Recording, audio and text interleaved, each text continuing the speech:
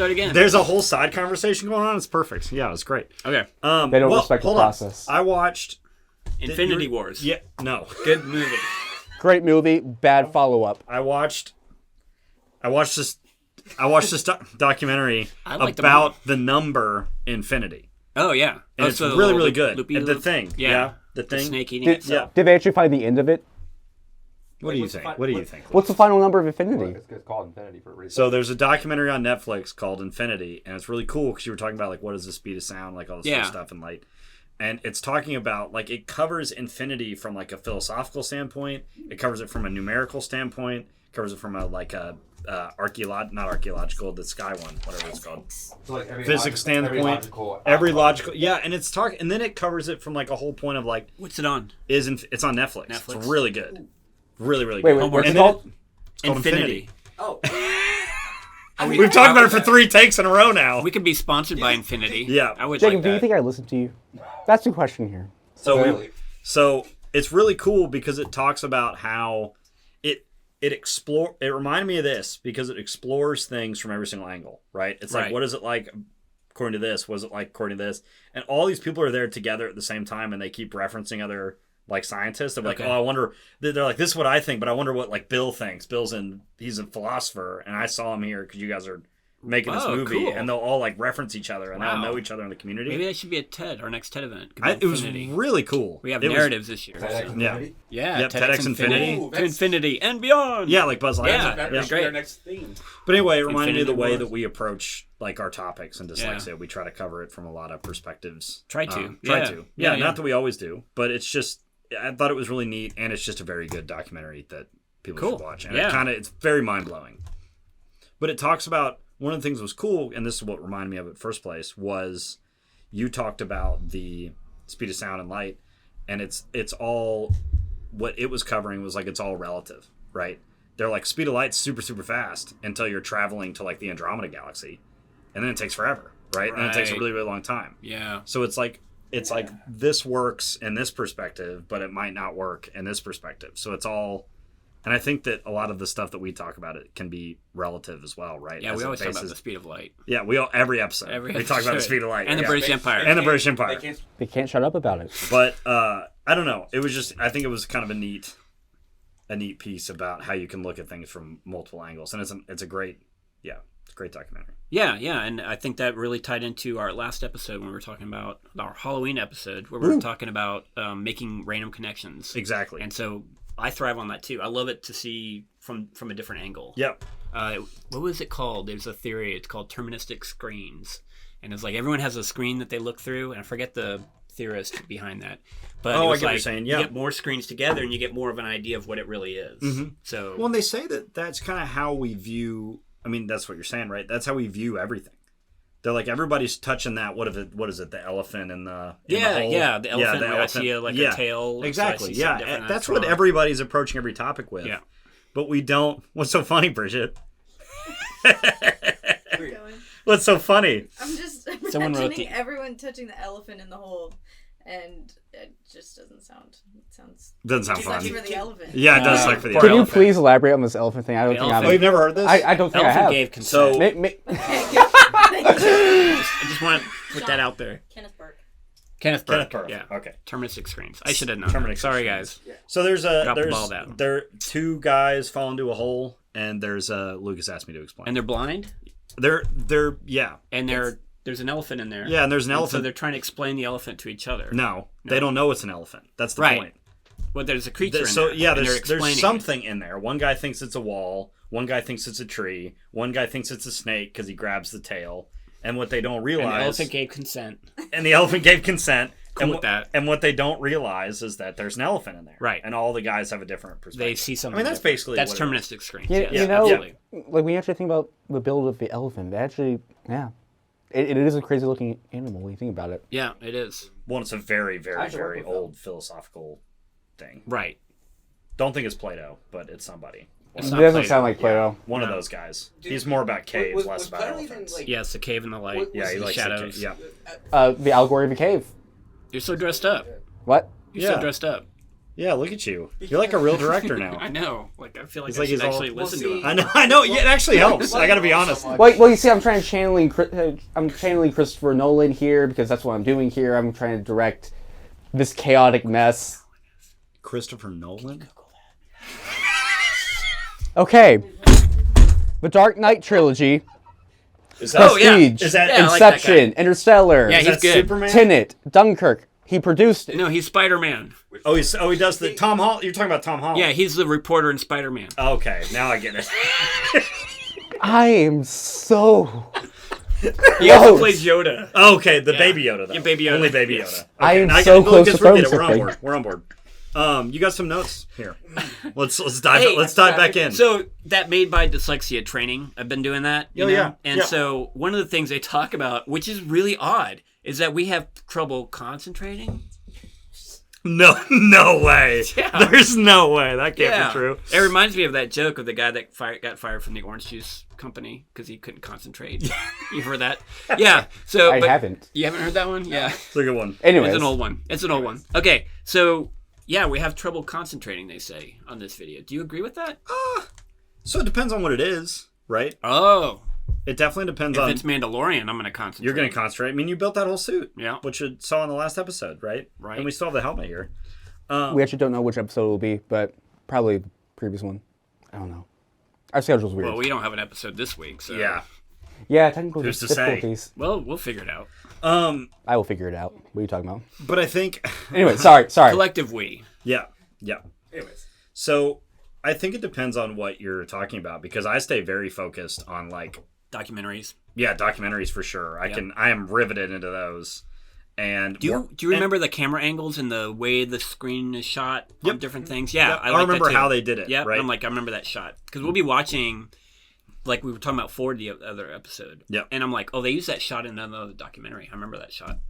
And Chrissy's like, what? I Well, was like, you said you didn't like on the cars that built America. They used the same shot. Before we even started this, there was a documentary series you and I were both watching like in tandem, and you were like, they just keep repeating the same shots. Oh, and I hate like that. it. I hate and that. I don't remember what it was, but you were like, yeah, the whole 3-hour documentary, they're just throwing the same the images same in there. shot. Wait, the same clip? Yeah, same Yeah. clip. Yeah. Oh, so Yeah. they're doing the Kuleshov effect. Yeah, exactly. That's What's what I was that called? The Kuleshov effect. It's like Ken Burns effect where they zoom in on a camera. I think it's called the Kool-Aid shot effect. It's a Kool-Aid shot? Yeah, the Kool-Aid shot. So they bust Kuleshov. Everyone does a Kool-Aid shot. Russian montage theory. But no, we Then they wake up on the floor, focus just dead. fine. We focus just fine. Kool-Aid shots. No, but what I was saying was, Not a I good think thing. it depends on the content. And I wonder if people that are dyslexic focus well on the same things, or if like different dyslexic people focus differently, or if we're all typically interested in the same type of stuff. Does that make sense? Yeah. But I don't know. I'd be interested to see what people think about that because They say we have trouble concentrating. yeah, We which got that. But I think you're right. I Yeah. think it depends on what it is. well, and I like I work in a project-based job. I like all my projects, and I stay very concentrated on them, and I can work on them for a long time, and it doesn't really bother me. I mean, I have trouble concentrating on multiple choice tests. I Yeah. can say that. Yeah, 'cause it's hard to ask them what they're asking. Exactly. On traditional stuff, I'll just kind of push myself away on that. like for me, when I'm teaching, like I have music on. Really? Like I like to have music now. Like light. Just, yeah, NPR. Oh, the WFPK. WFPK, yeah. Yeah, which can be really good unless there's like interviews. Then I'm talking over someone else and I have to Yeah. mute it, you know. But I like music. I Just like some sort of noise things going on. Yeah, the first thing I do when I get to my office is turn on music and then put on the space camera from International Space Station. Yeah, And I have that's that a on good one thing to do. computer and then I have a work computer, you know. So I just like to like- have that music. I think back now to that proposal when you're like, I need multiple monitors. And they were like, oh, yeah? Why? And you were like, well, I need the International Space Station to be on one of them so Yeah. I can watch it all the time. Oh, And yeah. I like to think that you actually said that. And you were I like, didn't say yeah, that, but yeah. But yeah, no, but I think, And I have a large screen. I have lots of screens. I don't love screens. yeah. So I have a question. Yeah. So to talk about concentration and all that, do you think it depends on the setting? Because it's different when you're in your office. You're a more comfortable setting, familiar setting. Rather, if you're taking a test, we already talked about ACTs in previous episodes. You're in a whole different operating So system. talk about yeah. when you're at home. That's a good What do question. you mean? Like How do you concentrate at home? I don't. When Thank you. There you go. I'm going from one thing to the next. And then you switch and forget what you were And then I forget what I was doing. Yeah, I have like 5 different projects I do going that. on, I do and probably do kinda- that exact same I'm thing. doing the pinball thing. Yeah. So I have to go to work so I can like be in my office. I And that can helps get me. into my office and concentrate. Like I have an office upstairs, and Yeah. I can get in there. But if I'm outside of there, I'm not concentrated at all. Like even I was working today, and Bridget came up, and I didn't even like see her. Like she came up and looked and saw that I was doing stuff and just walked. It's back not like down. I'm I can stressed. really no. I just have to. Oh, what's that? Oh, look. Yeah. Hey, shiny. You know, like that kind of thing. That's like hand me the squirrel. That's totally. me to a T. Yeah, when And I'm out. Yeah. When in the classroom, I'm looking at every student's face Yep. to see like, oh, someone's in trouble. I could tell. Yep. I can just see it. You can just look at it. How can you tell? Actually, I don't know. That's a whole. We've talked about that That's a couple a teacher times. thing, Yeah. It's teacher thing, but it's also I think a dyslexic thing. Yeah. Like we just feel the energy of somebody in some well, ways, or like If read. you're a good teacher, you can do that. Yeah, but if you're dyslexic, it's a superpower. See, I'm autistic, That's so true. facial expressions and body language are not my thing. But Yeah. I do recognize behavior. Like if I know you pretty well and I see you're acting differently in one scenario, like compared to other Yeah. similar scenarios, I'm like, something's not I have right. a story. here. So did I tell you about the time I almost killed a city council member? Oh, God. Okay, stop everything. We have to hear this story right now. It's okay. It's legal. Like Yeah. so. Go ahead. Yeah. Definitely so tell it. I was a poor PhD student, and my wife and my little daughter didn't have TV. So we had video cassettes and stuff. Yep. But we didn't have TV. We couldn't afford cable. Couldn't afford much of anything. And so we made friends with a city council member, and he would invite us over to watch the Extreme Home Makeover. Okay. When that was really popular. Now, like, I see how horrible it was because everyone went bankrupt because they couldn't afford the It's taxes. exactly- yeah. But at the time, it was like a fun show. was really So we would cool, all go yeah. watch it, and it seemed uplifting. And like, look, Henna, they're helping people, that kind of stuff. It's good to teach your daughter that. And so we had a friend who had a bee colony. And he gave us honey, and so we would make bread and cheese for him. Christy would do that and That's trade for honey. So we got lots of honey. I mean, so much. I was like, "What am I going to do with this honey?" And I was like, "I know. We'll go Beowulf and make some mead, right?" There you so go. yeah, it'd be great. So I made wine. I made beer. I made. You reference Beowulf more than anybody that I've ever met. I've only referenced Beowulf like 4 times. Today. Okay. Today you've right. referenced it Off twice. camera, Yeah, a lot Off of times, camera. actually. Sorry. Anyway, I know. Anyway. I liked it. That's First what English novel. It's important. It was a compliment. Okay. So, so they're drinking mead in Beowulf. I was like, I want to make some mead. So figured out how to do it, went to my supplier to get the right yeast and made mead. And I remember before we secondary fermented, I tasted it. So you ferment it, then you secondary ferment. That's what you do for most stuff. And I tasted it, and I had this it was weird. I had this feeling that I was flying through a field of flowers. What? It was weird. I connected to a bee. In a way. That was really weird. Drugs. It was weird. No, mead. It was just mead. And What do you put in that mead? it's just honey. It's just honey honey. and yeast. Hallucinogenic? It's honey and yeast. Honey and Little yeast. LSD. So I finished it, and I was like, this is going to be awesome. I tasted it, and I was like, I don't have that feeling anymore, but it's still good. Yeah. It's really good. So we're like, hey, Gear Nut, I'm going to bring some meat over. He's like, great. So we go to Extreme Home Makeover, and we're Yep. drinking little bits of mead. Not, responsibly. Having a good time. Just Responsibly. enjoying yourselves. And and I head out. We're heading out, and I told Christy as soon as we got in the car, I was like, "You're not feeling well." Yeah, he's like a big German guy, very energetic, like ADHD German. I was like, he's not feeling right. I could just tell he wasn't feeling right. Oh, I see how this And connects. so the next week we came over to watch it again, the show, and I was like, how did you? Were you feeling okay last week? He's like, I went to the hospital after you left. Oh my God! Turned out he had a honey allergy. As a Yeah. kid. As a Wait, kid. did he know this? As a kid. As a kid, he knew he had a honey allergy, but he didn't think it would be a it No, wouldn't be it a- was bee sting allergy. It wasn't. Oh, I don't remember what it was. Whatever, but yeah. He totally did not connect the two until we left, and he was like, I have to go to the emergency room right now. And so I didn't know this. We just had our nice We didn't week. know the whole week. He spent the night in the emergency room. They thought he was having a heart attack because he's kind of a big guy. Yeah. And he's like, I'm not having a heart attack. This is an allergy. And That's yeah. terrifying. So yeah, he was like, I felt like I was gonna die. So I'm so glad I didn't kill my friend Kieran. Yeah, that would have been really It would have been bad. bad. That would have been a different type of interesting story for that would have been a bad story. Yeah, I'd be like, I don't yeah. know. So I totally killed this guy. It was totally in malice. It was great. Yeah, fun story.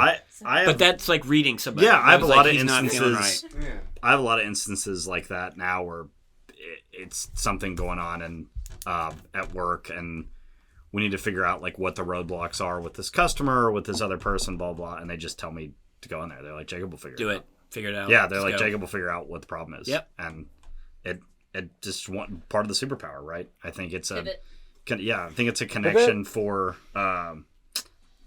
for you being an educator as well. I agree, but also there's just more to it that you can really, because I think we just spent, and I know probably a broken record for people that listen to this a lot, but we just spent so much time looking at people because we weren't looking at the board, looking at the marker board. We weren't looking at the teacher because we didn't know what they were talking about. Right. And so you're looking at people, and you were like, what are they getting out of this? And then you're learning when they connect and when they don't connect. But you have no idea what they're looking at, because I couldn't read off the board until I was in like high school. And that was when I was going through school, was the big time of up, down, or down, up, right? You're copying off the board. It's like, there's no way I can do that. So I'm just out. And now I'm watching my friends. I'm like, what are you getting out of this? What are you getting out of this? And I think that's where we learned a lot of the connection of understanding when people are into something and when they're not, and when they're getting it and when they're in a good place and when they're not in a good place. Because while other people were looking at the board, I was looking at them. And the board's not that old. You know that, right? Like chalkboards weren't around that long. They were invented in Scotland. I forget what year. You could probably Google it. But only a couple hundred years ago. Really? Yeah.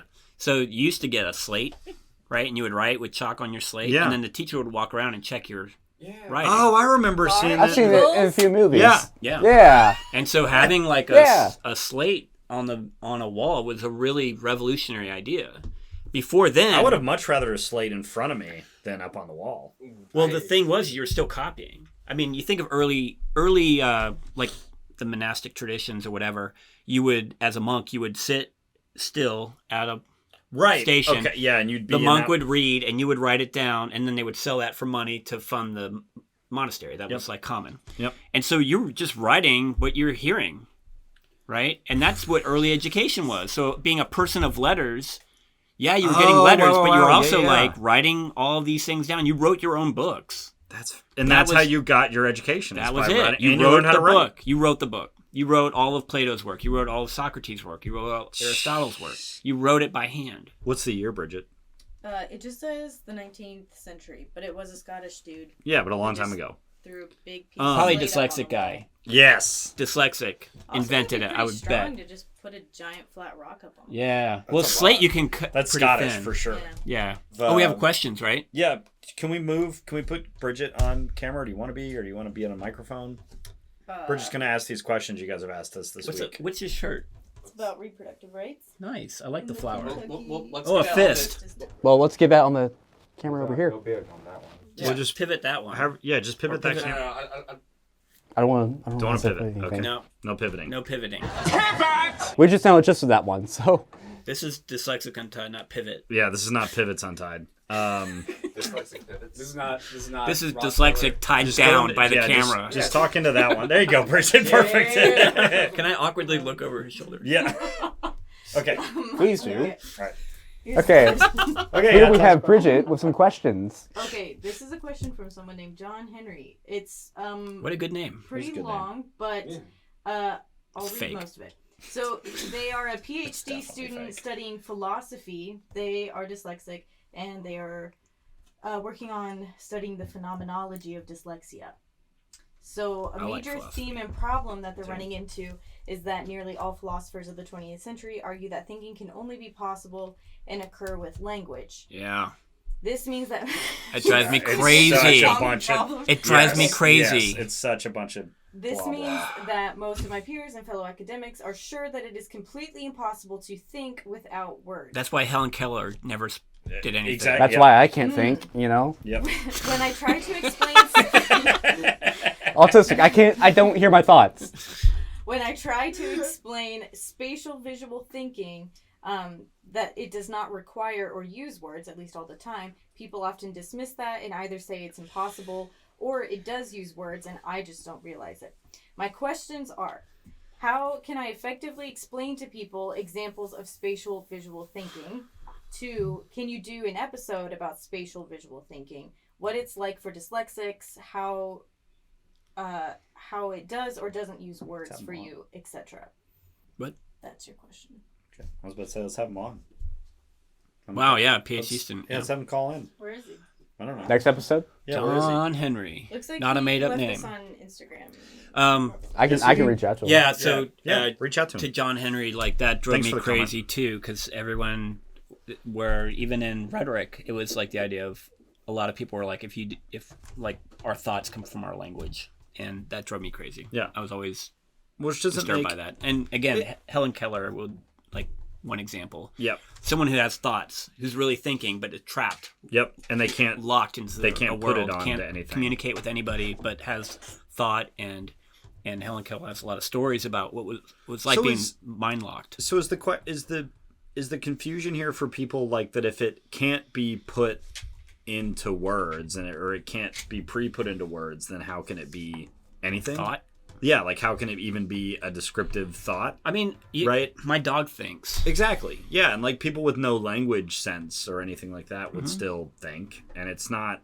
I like watching my dog think, trying to solve figure a problem. things out. Yeah, my older dog, not so much. Right. Kind of frustrating. My younger dog, very clever. Like, whoa, that's interesting. I wonder what you're gonna do to get that treat away. But there was no language involved. No, there's no. I'm not even giving instruction. And what was the second piece to it? It's. Tying that into your experience as a dyslexic person, like so, with spatial versus words.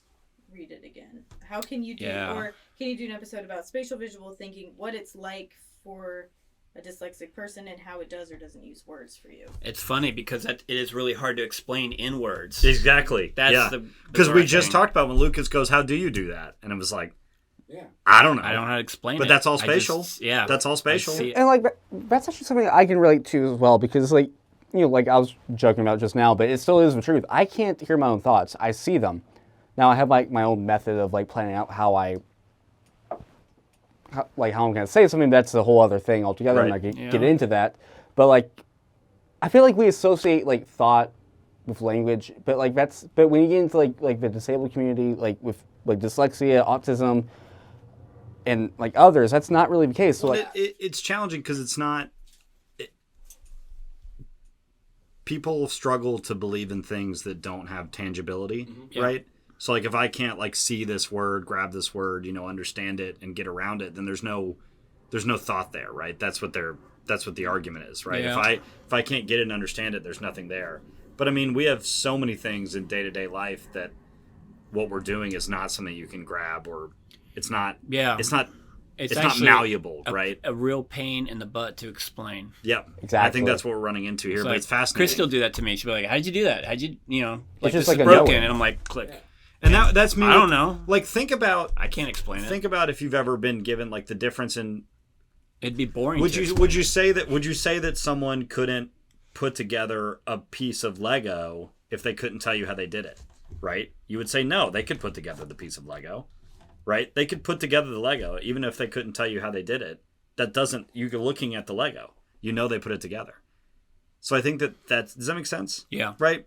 And I think that's a big piece to it. It's like you see it almost in the results more than in the process. But a lot of people that don't think spatially think about the process more than what it becomes. But we're running low on time. And I think we kind of oversimplified things for John Henry for his PhD studies. But we'll get more into it. I'd love to reach out to John. Let's actually have him on a call during an episode. I think it'd be great. How about that? Yeah, I have to brush up on my philosophy, man. For sure. It's been a long time. I'm good with philosophy. Don't worry. I'll carry you. Don't worry. Appreciate that. I got you. That's a big ask. But thanks again. That was our second episode. We appreciate all your comments and questions. Yep. You have a question for me? Tune in next time when Jacob asks. Ask something. What type of shampoo do you use? Good question. Yeah, thanks. I was like, I got a story for that. I'm sure you do. You have to for everything. Thanks, guys. Thanks. Hey, guys. See you next time. Thank you, everyone, for joining us on Dyslexics Untied. New episodes every Saturday on Spotify and YouTube. Also, catch us on TikTok.